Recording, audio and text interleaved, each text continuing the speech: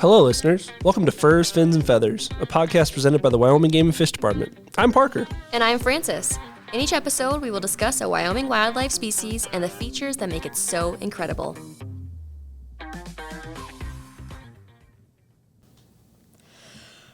Oh, man. I'm really tired. Did you not get enough sleep last night? No, I had to get up earlier than usual. When did you get up? The quack of dawn. Let's get quacking. You may have guessed it. We're talking about ducks today. Specifically, the mallard duck. In case you forgot, here's how this works. Francis and I rate this animal, specifically the mallard duck this time, on a scale of 1 to 10 in a variety of categories. Then we average our scores to get their overall wild rating. First up is mobility. Mobility is how they move. Now, ducks can fly, and they often fly to new places when the seasons change, and this is called migrating. Mallards have one of the most extended or drawn-out time-wise migration periods. They start migrating in late summer and end in early winter. They will not migrate, however, if there is sufficient food and water available throughout the year. And this is why in many western states, like Wyoming, you may see mallard ducks year-round. With all that being said, I'm going to give them a 6 out of 10. And when they're migrating, they're pretty fast little buggers.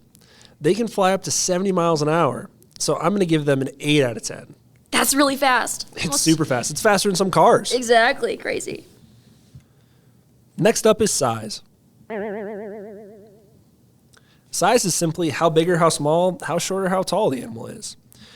For mallard ducks, we're going to talk about their wingspan, which is how long their wings are from the tip of one wing to the tip of the other wing. For mallards, that's 3 feet in between those wingtips, which is pretty impressive. They aren't the tallest birds. They stand about 15 inches tall on average. So I'm going to give them a 6. No, I'm going to change it. I think I'm going to do a 5 out of 10. That sounds pretty fair. I'm going to give them a 7 out of 10. And I'm going to stretch the rules a little bit and talk about their population size. Now, mallard ducks are the most common duck in North America, with a population size of roughly 7.3 million. That's a lot of ducks. Right? Our next category is accessories. You know, like purses, shoes, bracelets. Nah, I'm just kidding. These are the special features that animals have that make them unique. Now, there are 2 different types of ducks. There's dabbling or diving ducks. Diving ducks have much smaller wings and a compact body. And after they're swimming around in the water, they can start to fly similar to a plane on a runway. So they start by rapidly flapping their wings and running along the surface of the water until they gain enough speed for liftoff. Mallards are dabbling ducks, which means they tip forward to graze or eat underwater plants. And it's easy to tell if a mallard is eating because you'll see only its tail feathers sticking straight out of the water. Dabbling ducks also have larger wings, so they can shoot straight out of the water. So the next time you spook a mallard, look at how quickly it can go from wading in the water to flight. It's really pretty impressive. Wow, Francis, you know a lot about ducks. I just really love them. Anyway, with all of that being said, I'm going to give them a 7 out of 10. I think that's really fair. I'm going to go with a 6 out of 10. And that's going to be for their really unique feet adaptations on mallards specifically. So mallards have these really cool webbed, like bright orange feet that allow them to swim around in the pond and get to some of those underwater grasses that you were talking about when you talked about how they're like dabbling and stuff. So it makes them really great swimmers. And it also lets them walk on land a little bit. They're not going to win any foot races, but they can walk around and they do this fun little waddle, and it's just great. Let's move on to style. Style is simply how attractive an animal is. Do they have any special colors? What makes them attractive to the eye? For mallard ducks, I want to talk about a really special group of feathers called a speculum. And speculums are on the wings, and they're kind of towards the back, almost like where the flaps of a plane would be. And they have these really almost iridescent colors. So on males, it's more of a blue, And then on females, it's more of a violet purple. And they're just really, really gorgeous. And because of that, I'm going to give them an 8 out of 10. I think that's a fair rating. They're absolutely gorgeous. So I want to talk a little bit about male versus female colorations and why it's important. So Drake mallards, or the male mallards, have these beautiful colors like Parker is already kind of mentioning. They have a bright emerald green head with a shiny yellow bill. Just a contrast in colors is magnificent. Whereas the female or hen mallards have a brown mottled body. And their colors are very muted, so more browns and tans. And this is normal for birds of all species, where the male is very vibrant and attractive, while the female is subtle and easily lost in the environment. And there's a reason behind this.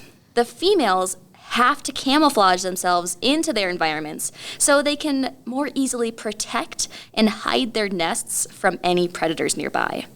Meanwhile, the males, they're especially colorful, so they can attract mates.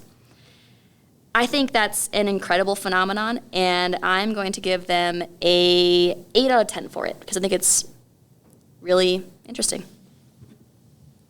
Let's fly through the intimidation factor. The intimidation factor is how scary to other animals and to us this critter may be. For our mallard ducks, I want to talk about their quack. Now, this noise may seem like a noise of intimidation, but it's really not. Only female mallards make this characteristic quack, and it's a descending, laughing series of quacks, and it sounds something like this.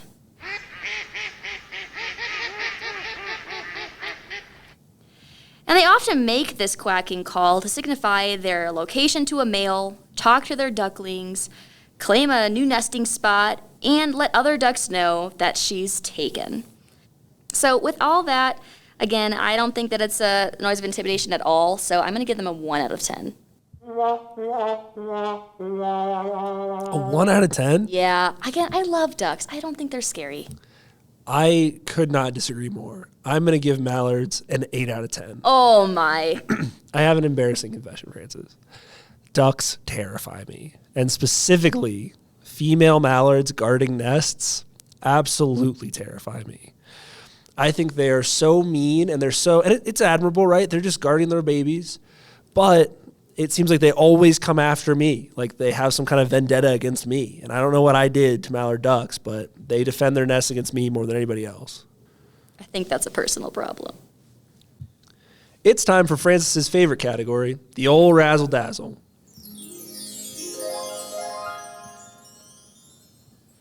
Razzle-dazzle are those features of an animal that don't really fit in any other categories, but they're so cool that we have to talk about them.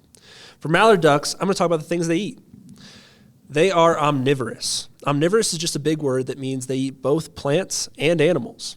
There aren't a lot of other birds that do this, but there are a bunch of mammals, like grizzly bears and even humans. I think that because they're one of the few birds, I'm going to give them a 7 out of 10 for razzle-dazzle. I agree with that rating for sure, but I'm going to bump it up even more to a 9 out of 10. Oh, wow. Male mallards are known for having one or multiple curled black feathers on their backside, and these feathers are often referred to as drake feathers, and this is because a male mallard is called a drake. Now, our drakes often get these curls when they reach a mature age, and truly, I just think they're the cutest thing. So, again, 9 out of 10. And finally, it's time for our wild rating. This is an average of all the points we've given in all the other categories. Can I get a drum roll, please? 6.75. That's pretty decent. I just think they deserve better. Well, maybe you should have rated them higher on intimidation factor. Yeah, you're probably right. Now that we've learned about the mallard duck, you may be interested in experiencing them in nature. There are a few options, but before you head out and do these activities, always keep your safety in mind. Namely, stay away from those nests. They'll get you. All right. The first type of activity that you can do is duck hunting. This is one of my personal favorite types of hunting. Now, the season typically begins around the last week of September and will close during the first week of January. Like all other hunting, There are special regulations, and it's important for you to do research on these regulations, along with what gear you need to be successful. Secondly, go ahead and birdwatch and take some photographs of these mallards in nature. Take the time to notice the contrast and colorations between our hens and drakes, listen to how they communicate together, and laugh at how silly they look when they dabble for underwater plants.